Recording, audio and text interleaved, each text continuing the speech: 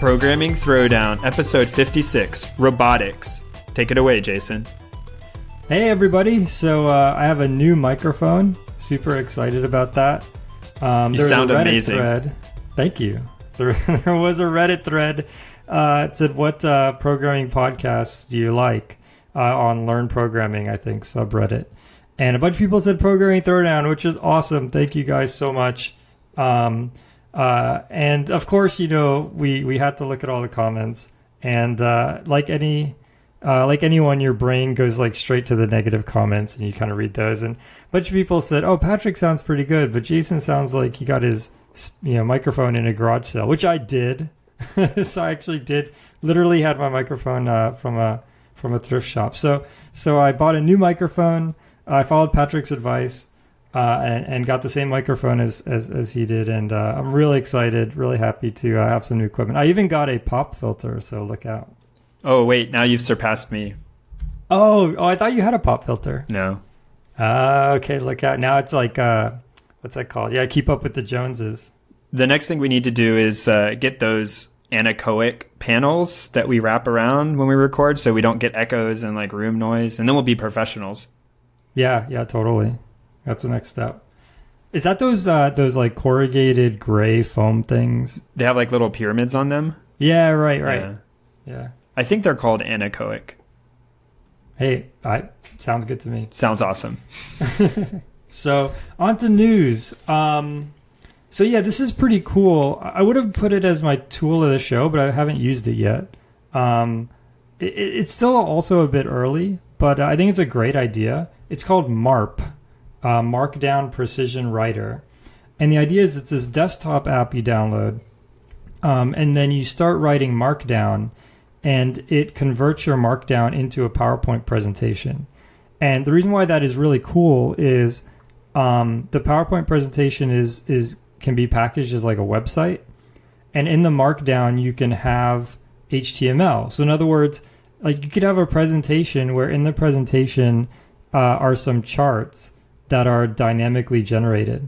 Like the presentation could make a web request to, your server and pull back some charts. I mean, in a way that's kind of bad because yes, the data could change and not represent what you wanted.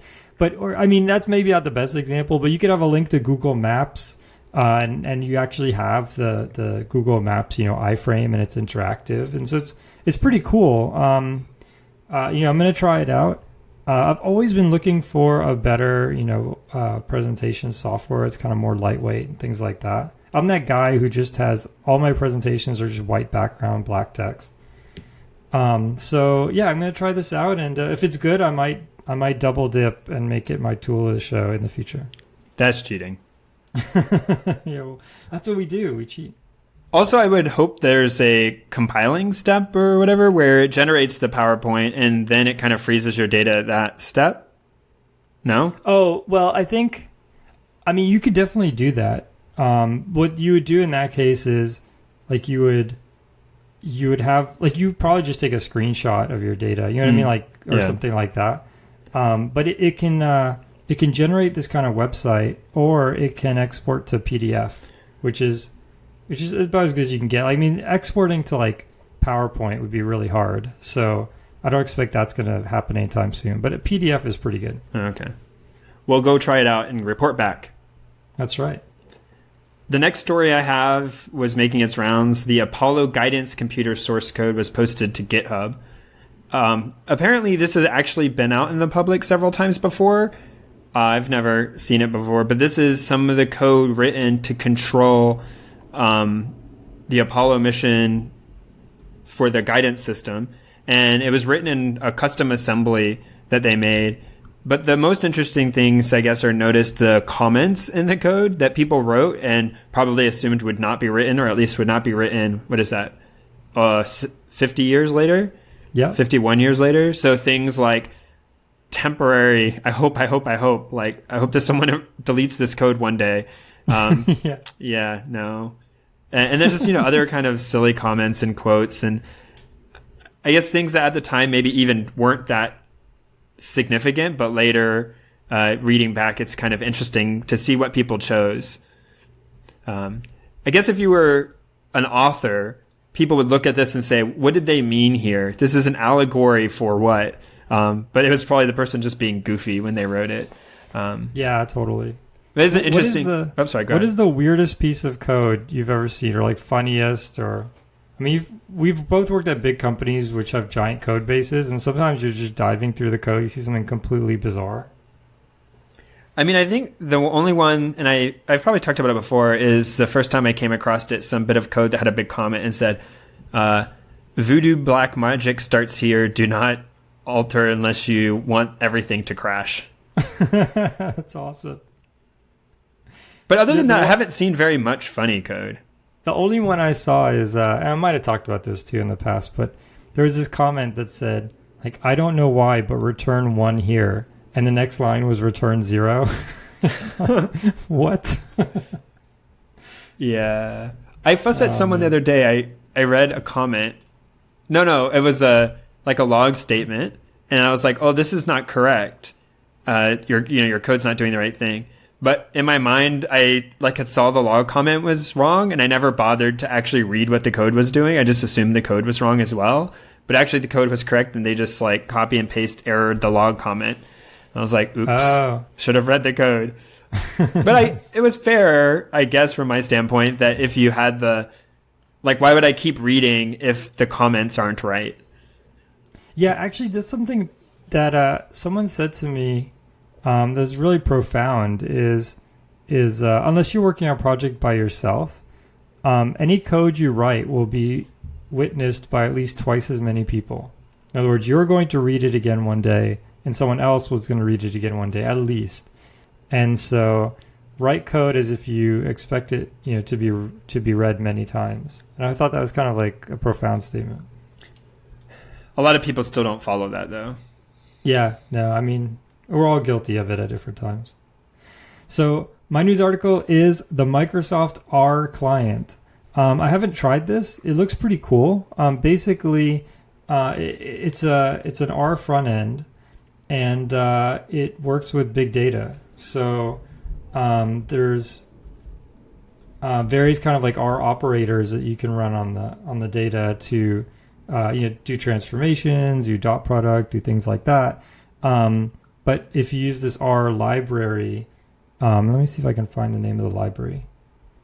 But yeah, if you use this one library, then it'll actually run on the cloud. So you could do a dot product of a billion sized vector with another billion sized vector, and it'll just distribute everything. Revo Scale R?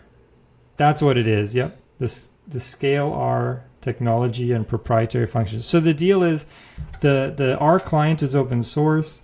The base, R distribution is obviously open source. But then if you call any of these Scale R functions that are owned by Microsoft, those are closed source. So if there's a bug in one of those, you have to go chase down someone at Microsoft. But yeah, it seems pretty cool. I mean, there's a lot of people who use R, a lot of statisticians, and the idea that they could just kind of take what they've done and move it over to big data is kind of a cool idea. I mean, obviously, you can't do the same things as you can do. You don't have the full power that you do in R because you don't have the same kind of data locality, right? So, if you're going to break the data up into chunks, each chunk can only see the data that is assigned to it. So you can't do everything, but you can do a lot of things. And I thought this was pretty cool. I'm definitely going to be checking it out this week. Pokemon Go. Oh my gosh! I'm sorry, I just don't even like. So I'll tell you my experience with it. I downloaded it. I fought the test enemy. I think I picked Squirtle, and I fought Squirtle. I defeated him, and so I have the very first introductory Pokemon, and that's it. So I'm totally lacking. I definitely want to get into it, but I haven't done it yet. But it is insanely popular. So you got a little bit further, right? No. Oh, no. Okay. So I kept telling myself I'm going to download it and try it out because I have fond memories of Pokemon when the original Red and Blue came out. And I was, I guess, I don't remember how old I must have been at the time, but a little on the older side. So as it's like on Game Boy, so you're probably like 9 or something. But as like a first RPG, it was something that was very good for me, I guess. Japanese RPGs weren't or at least not among people I knew, weren't a big deal at that time. And so I really enjoyed it. But then it wasn't really a cultural thing at that point. It wasn't until later that the cartoon show and stuff started to come out. But by that time, I was a little older, and it was like more something my younger brother and his friends were into. So then I wanted to still play the game, but I couldn't be into it. Gotcha. So now that I'm an adult, right? Like, whatever. But as a kid, I guess I made the decision not to be quote unquote into it. But I still do remember all the Pokemon, and I was always better at the game than my brother because I was older. Nice. But no, I keep telling myself I was going to download it, but then I got freaked out because I read some article that was saying that it uses your Google login, and the permissions it grants actually gives it access to like everything in your Google account, not just read email. Or read your email contacts or your email address, but like actually read all of your email. And they're saying it's most likely that they're not using it, but it could be a problem. They actually just pushed. They posted a news story saying that they fixed that. Okay, so I will download it. Yeah, I guess if there's an issue where like once you ask for something, you can't ask for less because that's kind of like giving the illusion that you weren't collecting it when you were. But given that this is already more popular than Twitter, I think like Google made an exception, and like Google engineers like worked something out with them. But yeah, that's so it kind of gets to the article. The article is just, I just cannot believe how popular. And it only came out a week ago, I think. Yeah. And it's just insanely popular. Like it's already more popular than Twitter. Nintendo stock went up $7 billion or something. It's just insane. And the article specifically talks about the augmented reality portion of it. So you didn't get to fight the first monster, right? No. Okay, so or I guess the first Pokemon. But it does this thing where I don't even know how it works because they don't have 3D vision or anything. It must be based on like passive passive movement. They try to do some kind of stereo vision thing, but isn't that structure from motion? Yeah, that's right. So it figures out, like, again, in our case, we were at an ice cream shop, and my wife and I were trying it out, and like Squirtle was just sitting on one of the benches in the ice cream shop, and it actually recognized like in 3D sort of what that represented. And he was just chilling there, and we just flicked a Pokemon ball on him and caught him. And it was just amazing. So yeah, I definitely... So the article talks about how amazing augmented reality is and how it's the future and everything. I believe it. I think it's I think it's interesting that, from what I understand, it's pretty similar technology-wise to Ingress, the Niantic Labs game. But obviously, this has far and away eclipsed anything that Ingress ever was. Yeah, as far as like the amount of people, the cultural awareness of it. Yeah, it started as an April Fool's joke in Google Maps. This is the article talks about this. And I don't even remember exactly what the April Fool's... I mean, I remember seeing it at the time. There's some April Fool's joke that like juxtaposed maps with Pokemon. I don't know if it replaced all the buildings with gyms. I don't know. But it was insanely popular. And then they realized that there's this huge, a Pokemon fan base that they could tap into. I will be downloading it. I will be playing it. I will probably show my kids how awesome it is. And they will think I'm an amazing person for being able to capture Pokemon. If you don't see us, if we don't have an episode next month, you'll know why. We're running around trying to catch Pokemon. I saw articles devoted to selecting an external battery for your iPhone because it drains so much battery.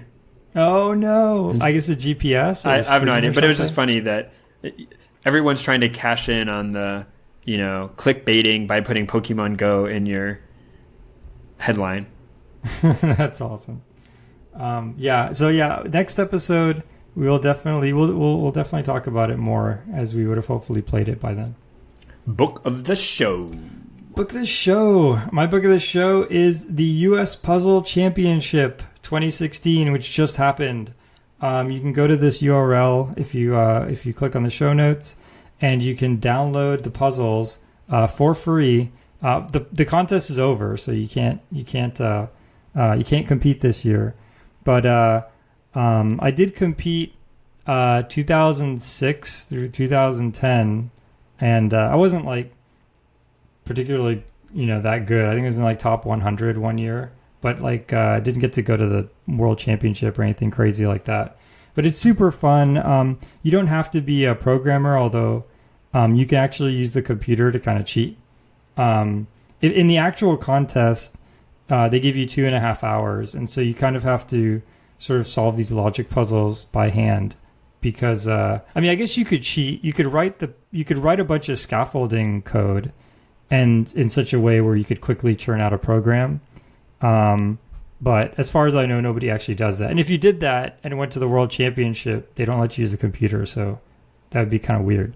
But you can actually use a computer to solve the puzzles, like brute force it or whatever. It's kind of a fun exercise. You can also solve it yourself by using various kinds of like reductionist methods and things like that, and logic. So what is an example question? Or what are the kinds of questions that they ask? Is it like Sudoku puzzles? Like no, it's kind of. So you could think of Sudoku as like a logic puzzle. And so this is just sort of like an umbrella of which Sudoku, could be one of the questions, right? Sure. So they're basically variants on that theme. So there's some where you have a bunch of different weights and you have a bunch of different scales, and you have to make all the scales balance, but use all the weights, for example, right? Mm-hmm. They're all variations of MP hard problems, but they're not like find an algorithm and then run it. It's just like solve an instance of the puzzle. Exactly. Right. Okay, so they give you some rule set and an instance of a puzzle, and then you're supposed to solve that instance of the puzzle. Yeah, exactly. That's okay, right. But they're not puzzles you would have seen before. Right. That's right. But yeah, it's the thing about it is like you can't brute force it, so you often have to find like some tricks to like radically reduce the search space. And so if you have those tricks, then you could write the program pretty quickly. But if you have the trick, you don't need the program, unless you have to solve like 1,000 of these, right? So that's really what it's all about, is like trying to understand the patterns and trying to understand like specifically like what things cannot happen so that you don't have to think about those things. Okay. And then once you've got it narrowed down, then you just try all the possibilities. It's a lot of fun. I mean, I did it for a long time. I wish I could say I was good at it. I'm definitely better than like an average person, but I'm not anywhere near as good as like these like world champions who are just crazy. That was a humble crazy brag. In a good way, but yes, yeah, but yeah, it's true. But anyway, so this is really fun. You guys should definitely try it out. They also have solutions, so you can make sure you're on the right track and things like that. So definitely check it out. Sounds like homework.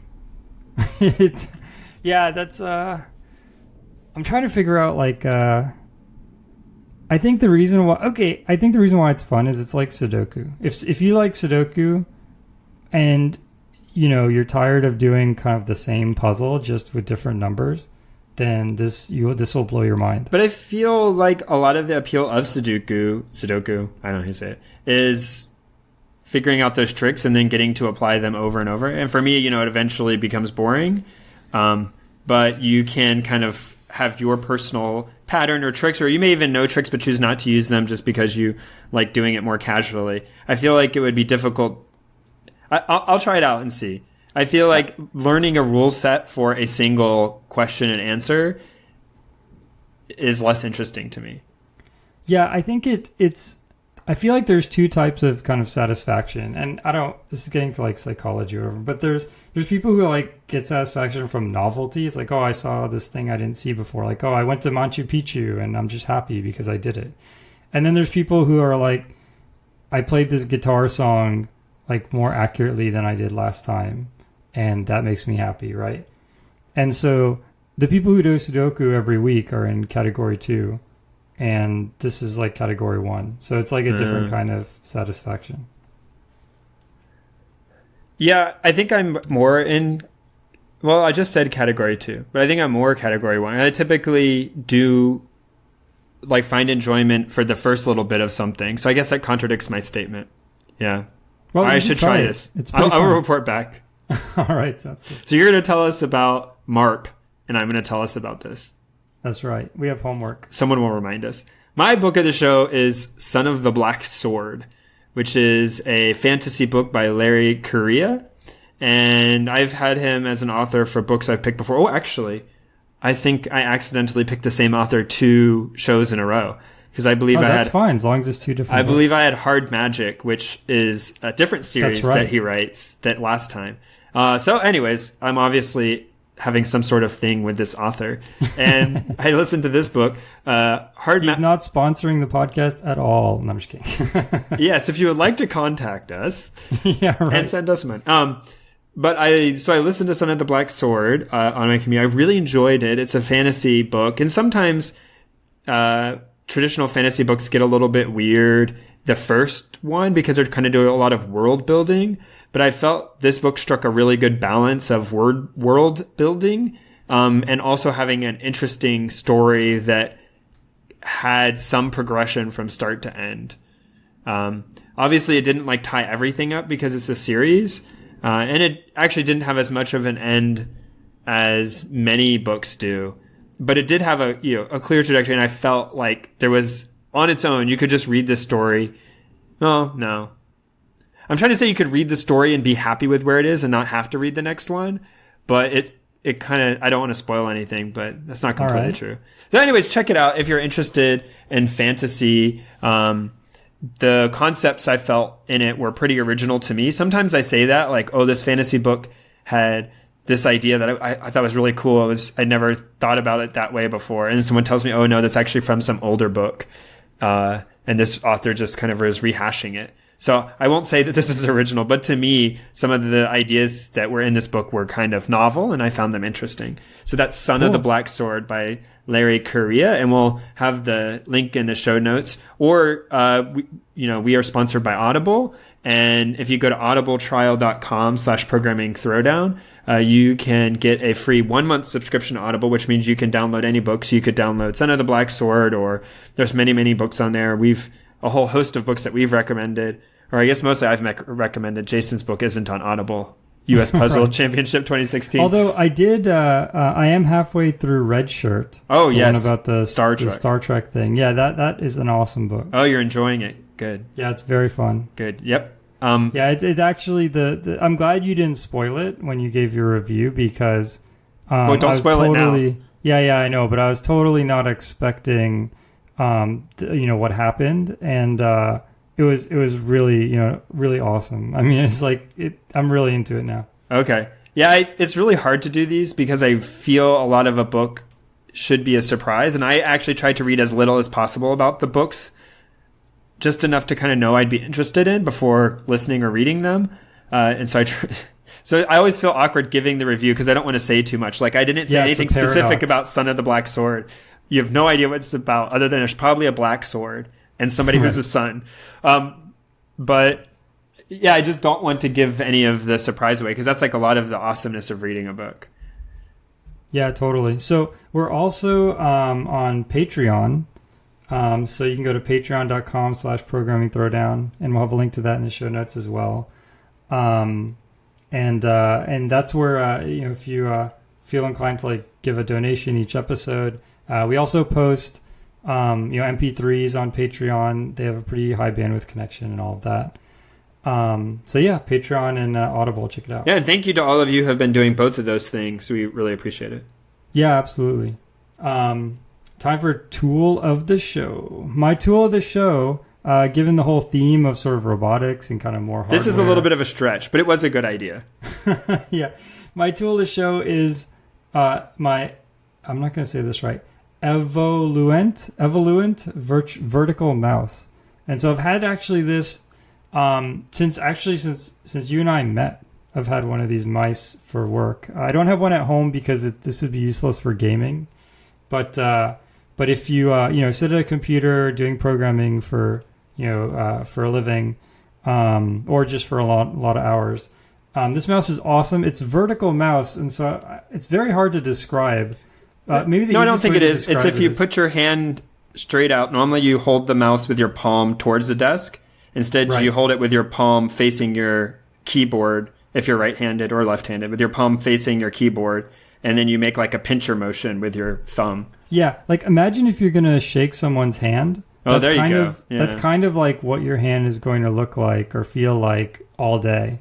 And it's really, it's one of these things like you might say, well, who cares, right? But I actually noticed when I switched to a regular mouse, after about a month, I could kind of feel like the tension in the shoulder and things like that. And so this is, I think and I'm not like a ergonomics, expert or anything, but what they say is, I guess when you tilt your hand, palm down, you cross the two bones in your forearm, and that causes stress, especially if you do it for many hours. So yeah, the Evoluent vertical mouse, it doesn't have to be that one. That just happens to be the one I've always used. I'm sure any vertical mouse would be great, but yeah, check it out. There's a whole host of ergonomic solutions. Weirdly, I did have one of these mice, and it was still bothering me a little. And so the thing that worked for me was even just using a normal mouse, but using it with my left hand, even though I'm right-handed. Oh, I have a friend a coworker who sits next to me who does that. He actually alternates. So I do somewhat as well. Right-handed. Yeah. I do have two mice plugged into my computer, actually. But I find for some weird reason, I guess because I do a lot of other tasks with my right arm, that using my left arm for my mouse works really well for me. But then people fuss at me because most people who use their mice with their left hand swap the buttons. So I'm going to get this wrong. Normally to right click, it's the right button, but you make it the outside. Your index finger should be the main click, right? But I don't. I leave it. That is too confusing to me. Oh, so I leave it in the normal orientation. So I use my middle finger to do the main clicking. Oh wow! It's so I'm weird. You must be really adept at navigating traffic.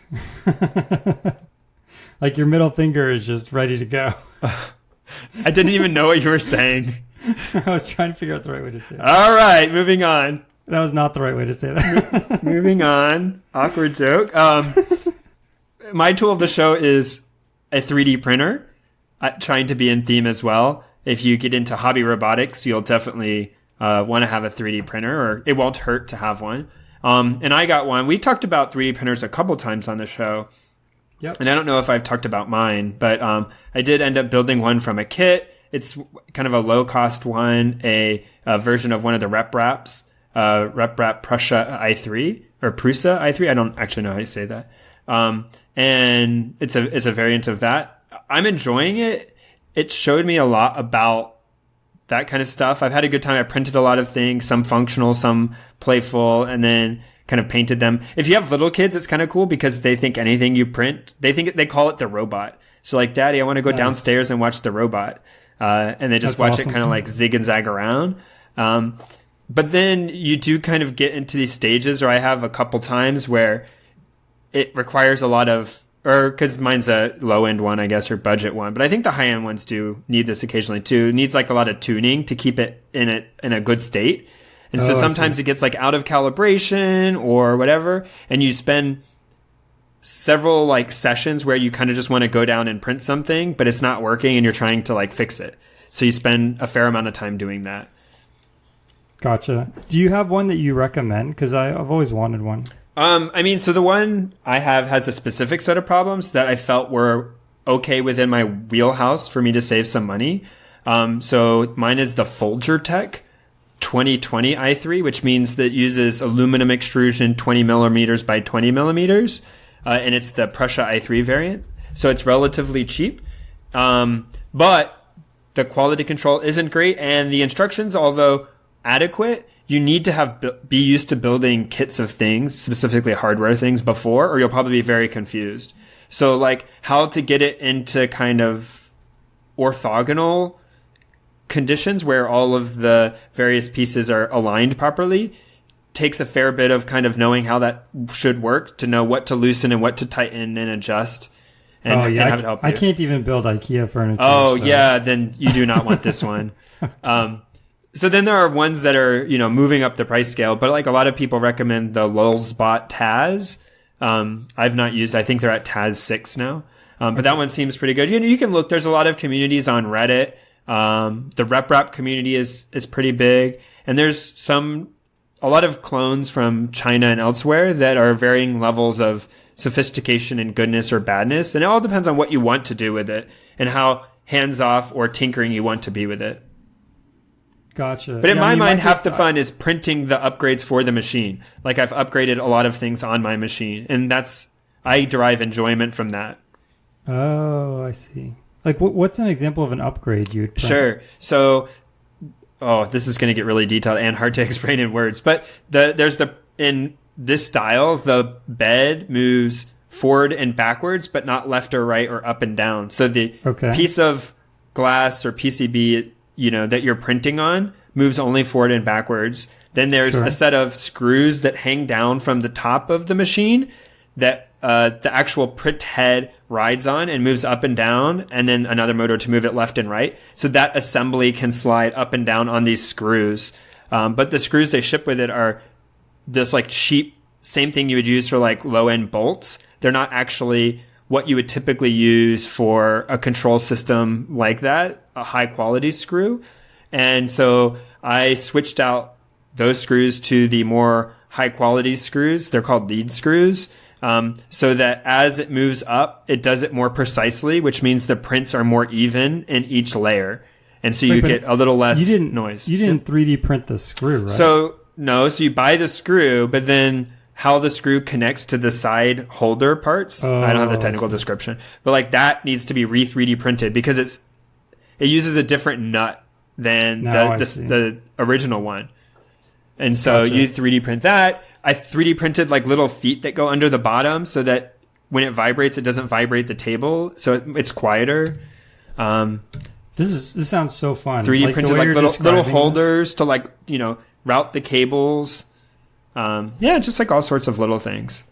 Yeah, I mean, I've had so many like things I've wanted to 3D print, but I don't have. I have access to a 3D printer now, but for a while I didn't have access to a 3D printer, and even like the Thomas the Train like wooden train tracks. Yeah, like if I had a 3D printer, I mean, oh my gosh, like it would be so epic. Yeah, so I did print like there's a set of low polygon count Pokemon models that my kids love. So I've printed them. I don't even know how many now. Like little Bulbasaurs and Squirtles and Charmanders. So they love those in theme with the Pokemon Go. And like I printed a lightsaber. So like the lightsaber hilt or whatever and a bunch of pieces. That was pretty cool. So I've printed a lot of things that kind of just work pretty seamlessly. And then now I'm trying to get into kind of designing my own parts for various ideas that I have. So that goes a little slower though. Very cool. All right, talking about robotics. So this will be a little different in the structure of how we talk about it because we could talk about the history of robotics, but I don't know. I mean, it's probably enormous and not that relevant. So the reason why I find robotics interesting and the little bit of work I've done with it from the hobbyist and not is that it's a lot of systems that need to work together to kind of have a robot. And so we're going to kind of go through each of some of the various subsystems that make up a robot, because a robot is different than just an application where it's a binary running on a computer.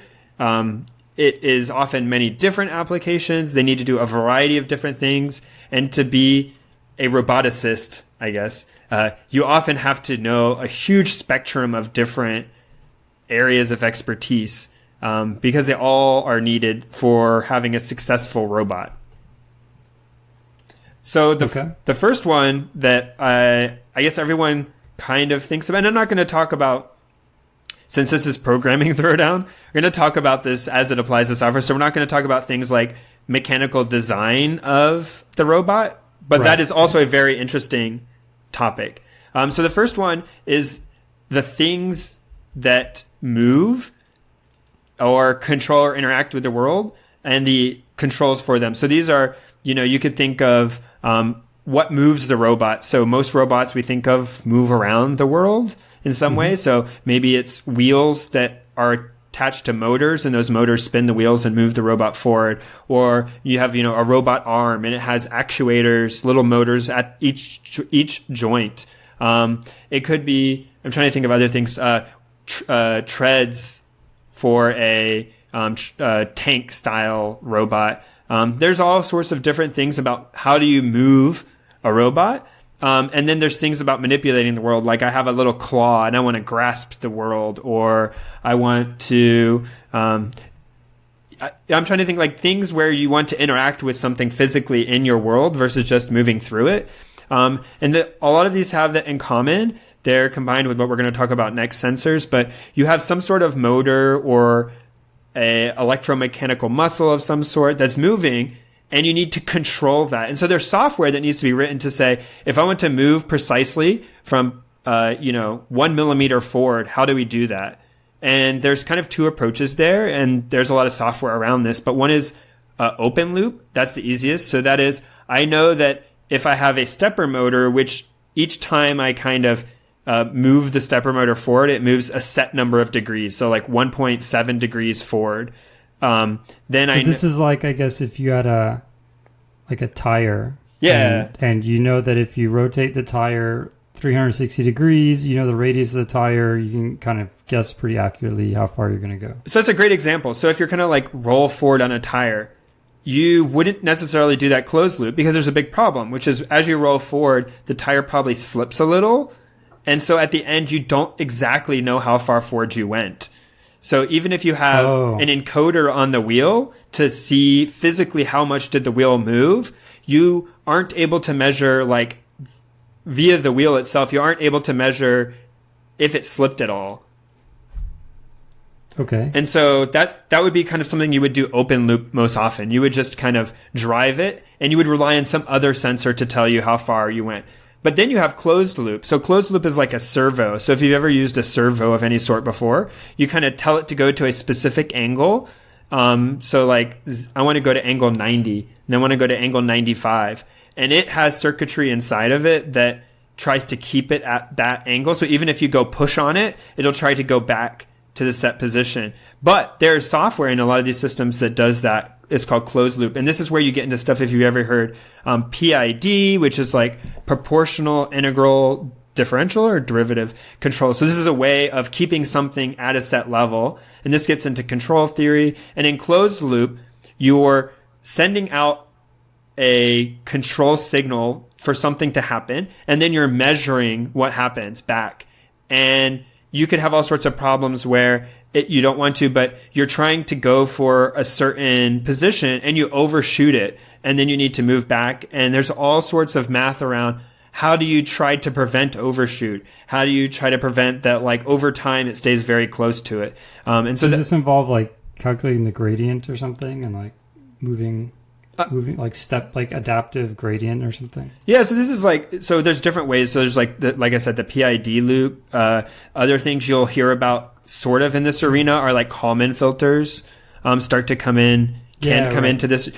This isn't meant, we'll probably later go into more topics. This is kind of giving you Google words that you can go search, or maybe context if you've heard some of these words before. But this would be, closed loop is trying to say, how do I have a desired outcome, and then how do I make sure I achieve that outcome in a good manner?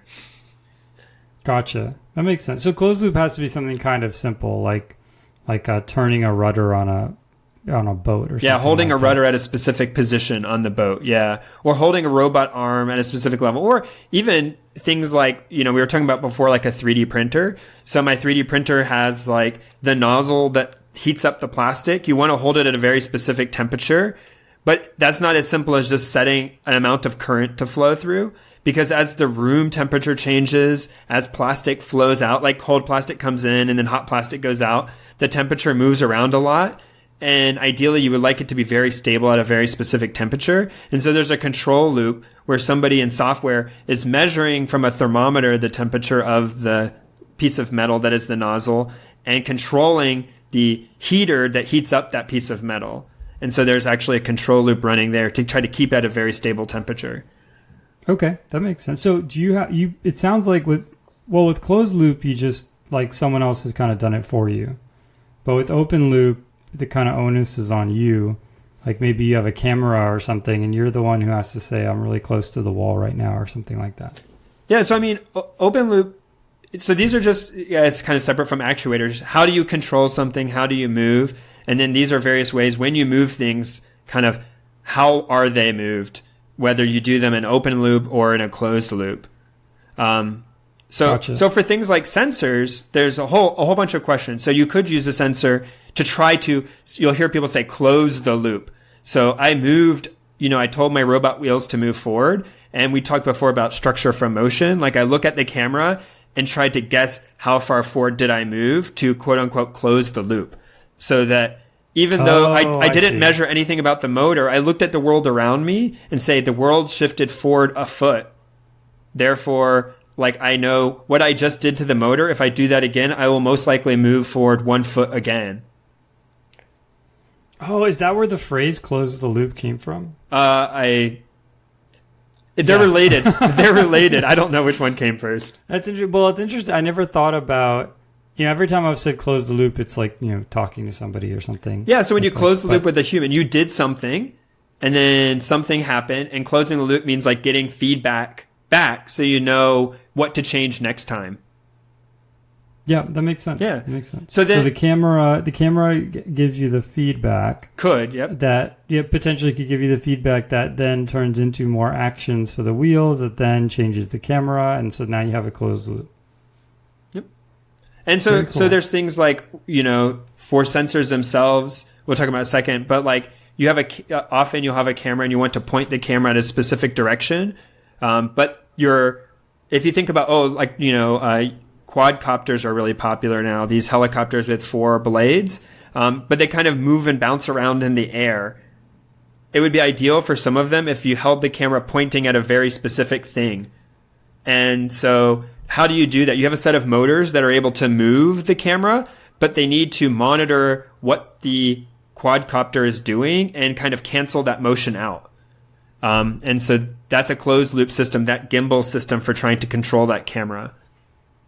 And that is so that the sensor, the camera itself, gets a good image. And so then there's a lot of work associated with sensors themselves.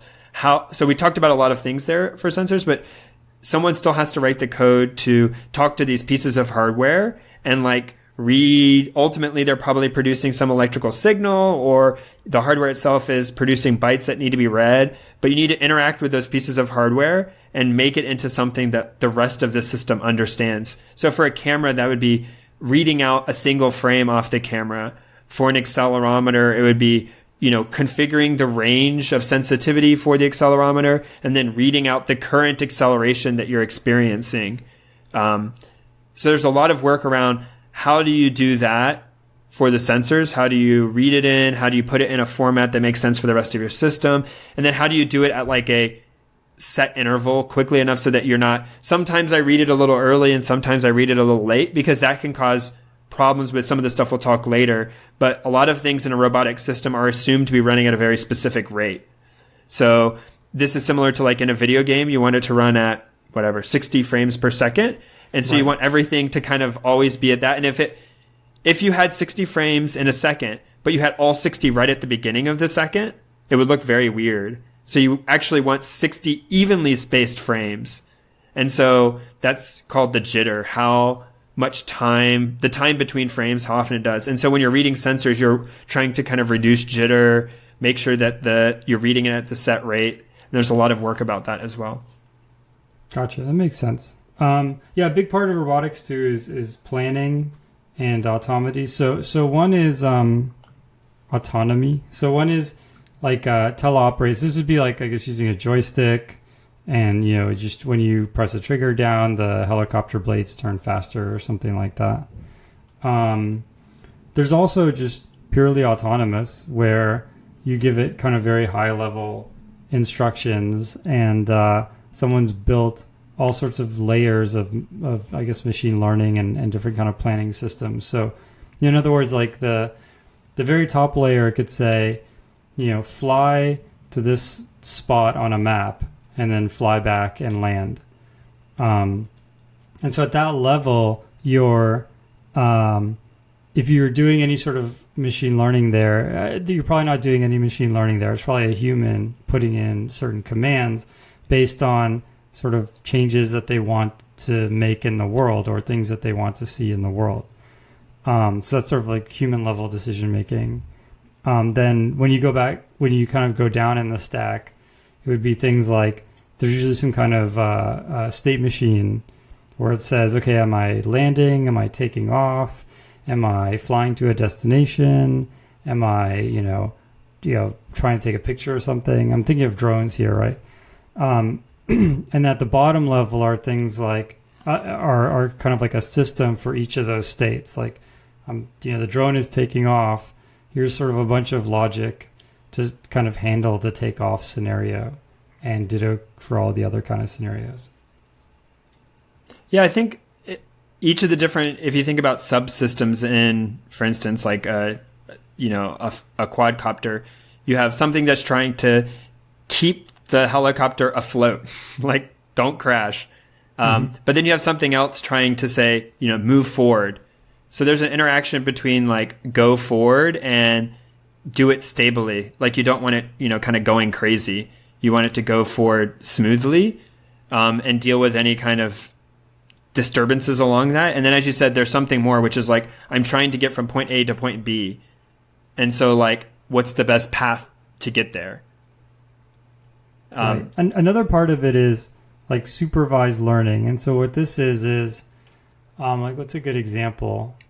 I should have done this as a tool of the show. I've been doing the Udacity machine learning class with Sebastian Thrun. The self-driving car one? Yeah, yes. And he talks in there. So this is actually, I definitely recommend that. I've never really sat down and did a massively online class, but I finally did, and I did it with this one.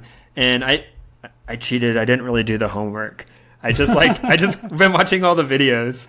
How are you going to do the puzzle contest if you can't even do the Udacity homework? But I've been watching, and I found it, really a good, well put together series. And so if you're interested in robotics, I would definitely recommend it. And so the example they use there in supervised learning is that when you're driving an autonomous car, you want, for instance, to decide if the terrain you're currently driving on necessitates that you drive fast or slow. And so over time, they collected a bunch of data when they were driving a car and looked at things like the accelerometer for how bumpy the road was. And I forget, they used something else as the example. The current gradient, like whether it was flat or steep or very steep. And so they recorded these various things while they were driving and produced a data set where the label was either they were driving fast or driving slow. And so supervised learning would be giving that to a computer and then saying, hey, next time I give you a current bumpiness and gradient, I want you to tell me if I should drive fast or slow.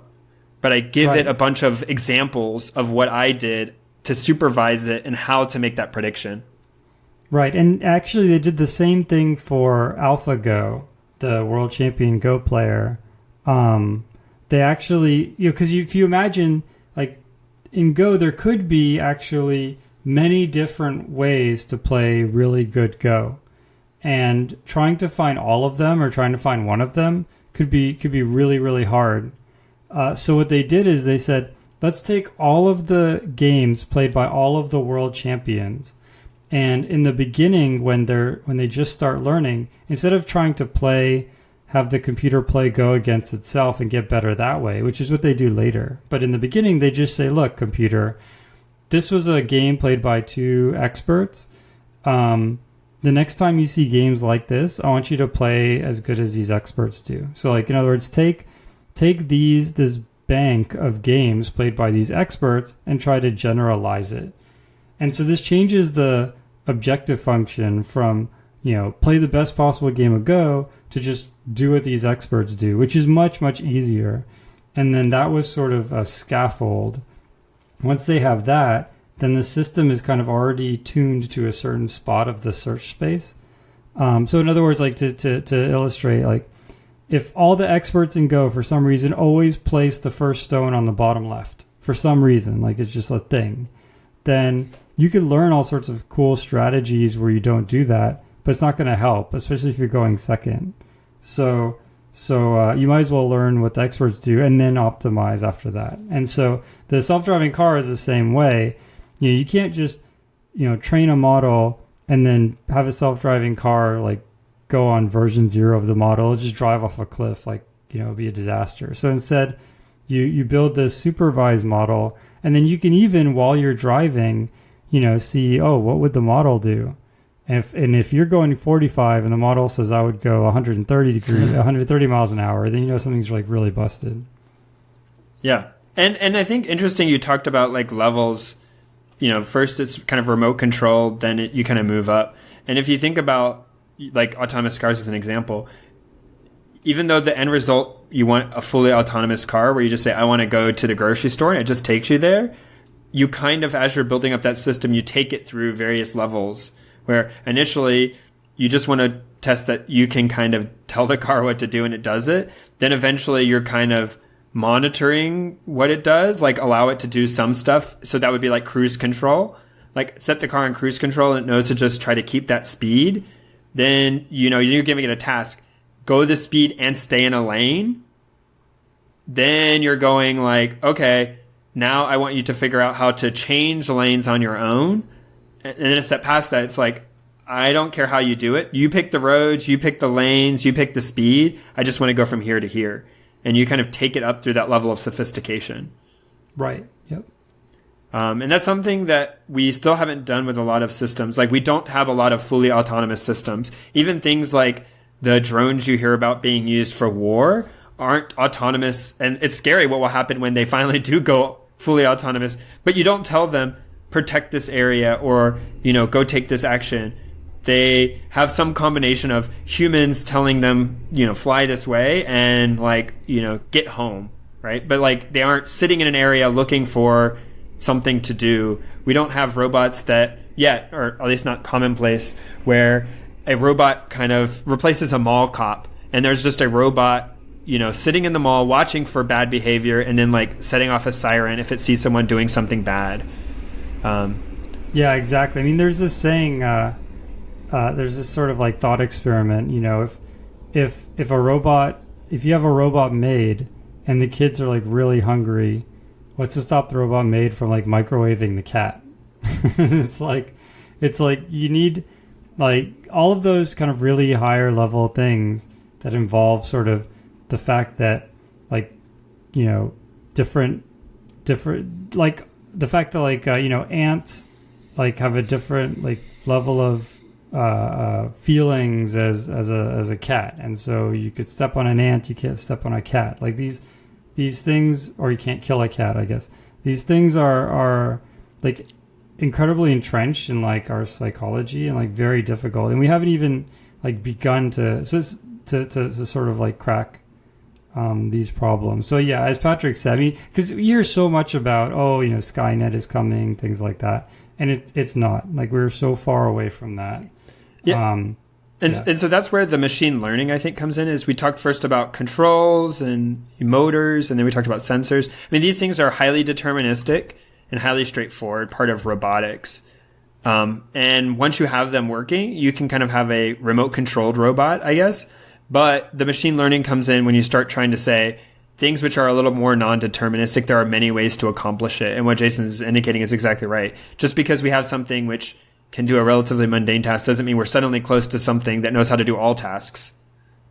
Yeah, exactly. Or even something that is self-aware, like that knows that it's doing a task and sort of what that means, right?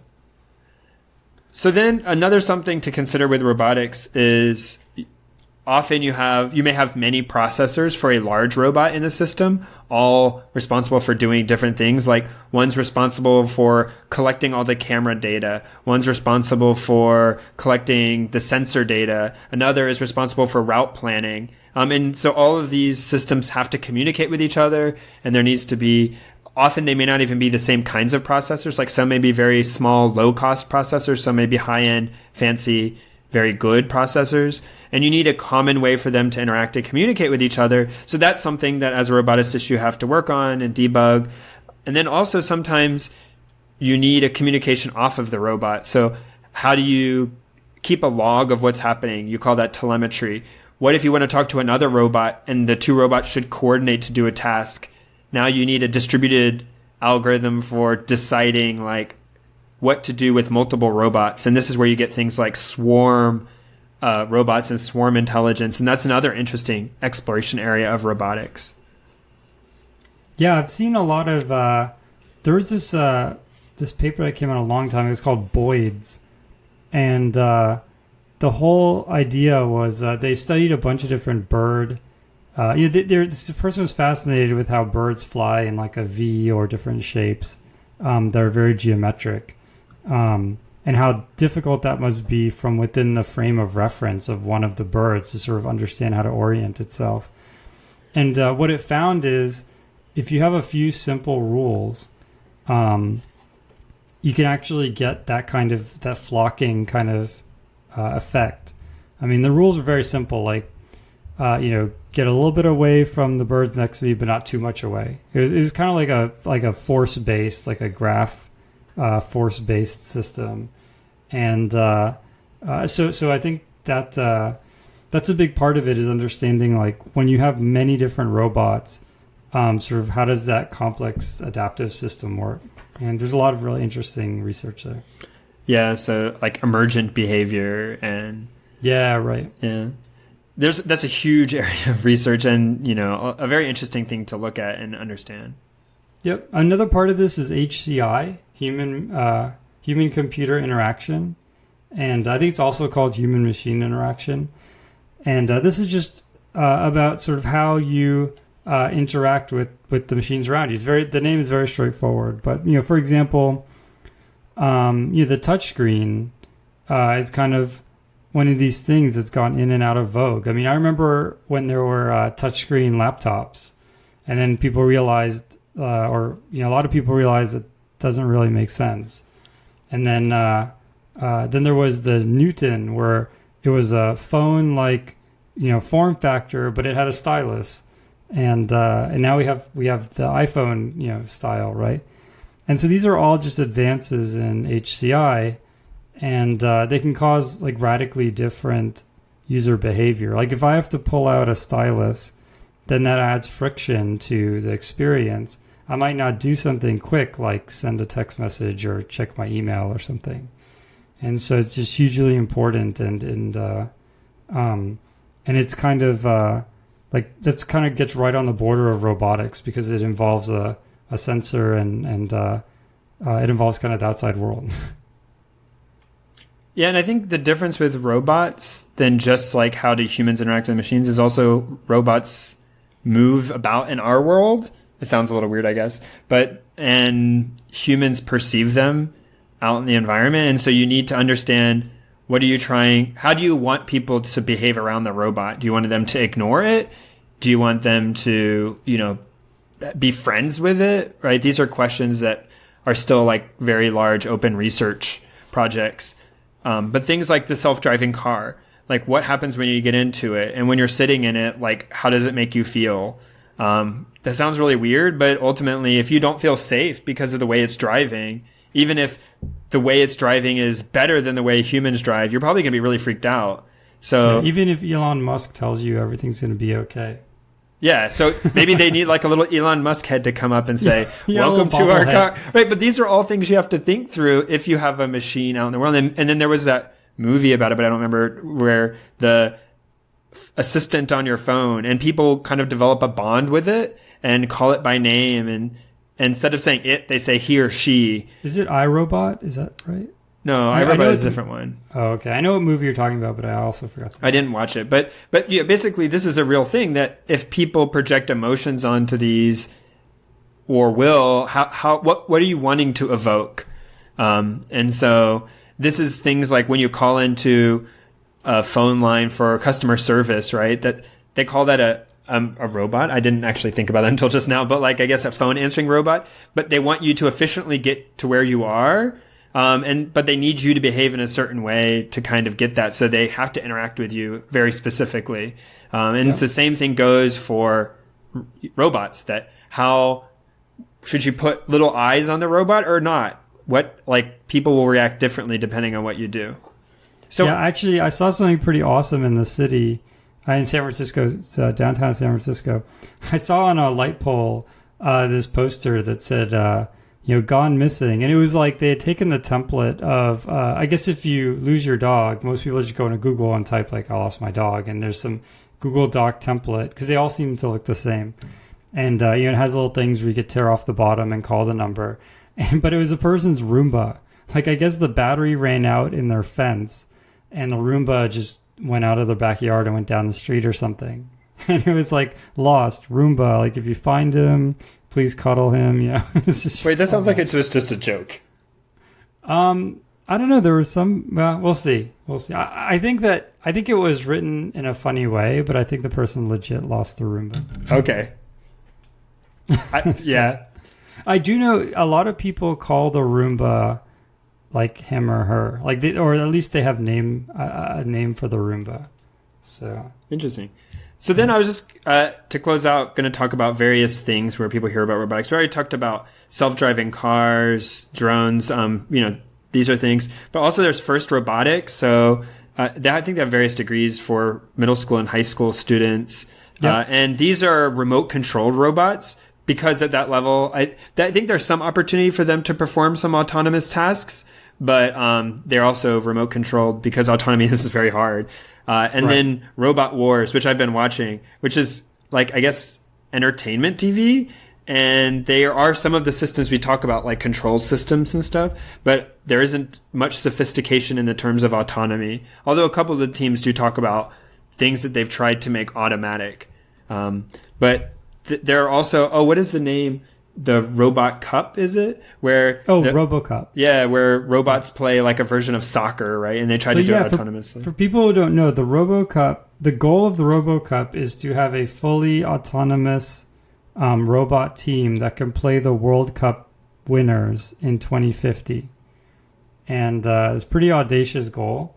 But yeah, I mean, they tackle like every level of the problem has a competition. Like there's a competition for who can build the best like humanoid player, who can build the best like 1 foot tall player, so on and so forth. Like there's a whole competition for who can build the best AI in like a pure virtual sandbox. RoboCup is amazing. And it's an interesting problem, which is if the goal is simply to beat the World Cup team, do you have you still obviously probably have to obey the World Cup rules, so you can only have like 11 players. But do they have to be shaped like humans? I don't know. Like some of the rules in soccer probably only make sense for humans. Yeah, they're shaped like ankle-destroying tiny robots. But even if you don't something ridiculous like that, like it just might be like very short, stout barrels, right? Like maybe that turns out to be particularly optimal.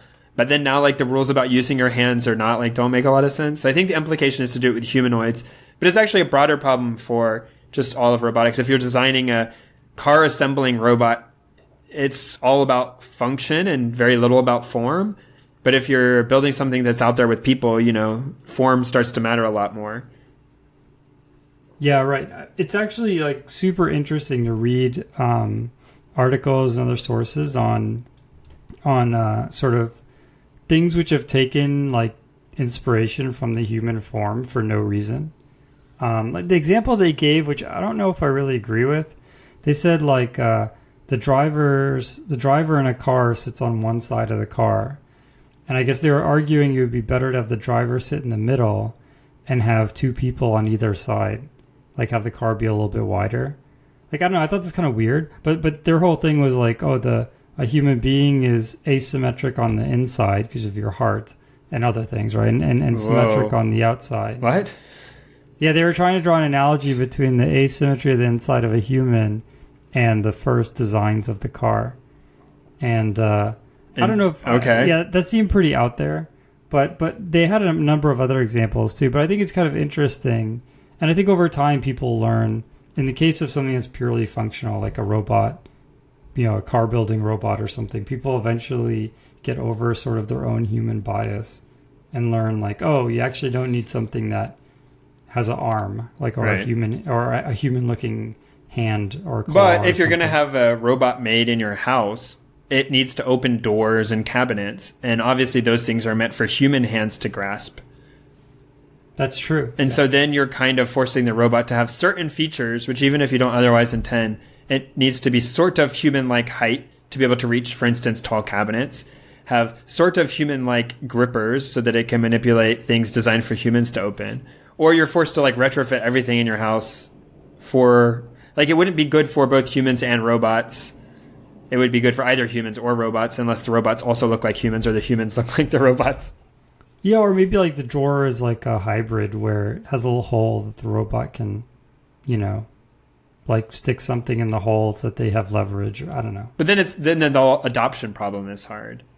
Yeah, right. I do think I'm surprised that by now there aren't self-cleaning toilets where like the toilet has just something in it that just, like goes around the bowl and like cleans it. Just seems like it would be something that would break a lot though. And really? Like a toilet is a very simple piece of equipment. Like if you complicate it with adding like a self-cleaning function, I don't know. I mean, we're off of a software topic. Yeah, I mean, I don't know what the control system would be for determining when to clean a toilet. Yeah, I do. I just don't want to think about it. Well, it's kind of like a Roomba where if you clean, like the Roomba is not the best at the best vacuum. Like it's not better than a human at vacuuming accurately, but it just runs so many times that eventually it works. Okay. Well, that's all I've got for robotics for now. Cool. Yeah. If you've done any cool robotics work, let us know. Post on Facebook. Facebook seems to be taking over in terms of number of people. I'm obviously going to keep posting the show on all of them: Facebook, Twitter, G+, and now LinkedIn. A few people asked me to post on LinkedIn, so I've done that. But yeah, if you have a toilet cleaning robot that you want to show everyone, post it on Facebook, and we could talk about it. All right. Well, till next time. Catch you guys later. The intro music is Axo by Binar Pilot. Programming Throwdown is distributed under a Creative Commons Attribution Share-alike 2.0 license.